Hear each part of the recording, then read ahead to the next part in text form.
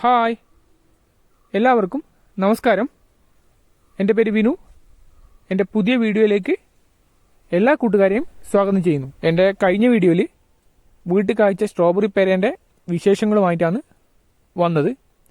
ഇത്തവണ ഞാൻ നിങ്ങളെ കാണിച്ചു തരുന്നത് എൻ്റെ വീട്ടിൽ കായ്ച്ച മുന്തിരിപ്പേരേൻ്റെ വിശേഷങ്ങളാണ്. ഈ മുന്തിരിപ്പേരയും നട്ടു വളർത്താൻ വലിയ പ്രയാസങ്ങളൊന്നുമില്ല. ഈ പഴവും പുളി കലർന്ന മധുരമില്ല ഒരു പഴമാണ്. മുന്തിരിൻ്റെ വലിപ്പവും ചെറിയ കുലകുലങ്ങളായിട്ട് കാണപ്പെടുന്നതുകൊണ്ടാണ് ഇതിനെ മുന്തിരിപ്പേരാന്ന് പറയുന്നത്. ഈ ഫലവർഗത്തിന് പ്രത്യേകിച്ച് പരിചരണമൊന്നും ആവശ്യമില്ല. നമ്മൾ നടുമ്പം വേപ്പം മണ്ണാക്കും എല്ലുപൊടിയും ചേർന്ന മിശ്രിതത്തിൽ കുറച്ച് ചെറിയ കുഴിയെടുത്ത് നടുക. വേനൽക്കാലത്ത് അത്യാവശ്യത്തിന് നന വേണം.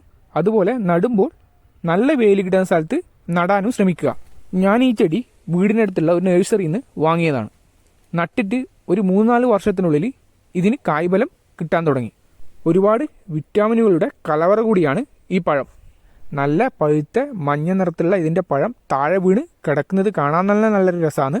അതുകൊണ്ട് നിങ്ങളും വീട്ടുവളപ്പിൽ ഇത് നടുക. വീഡിയോ കണ്ട എല്ലാവർക്കും നന്ദി, നമസ്കാരം.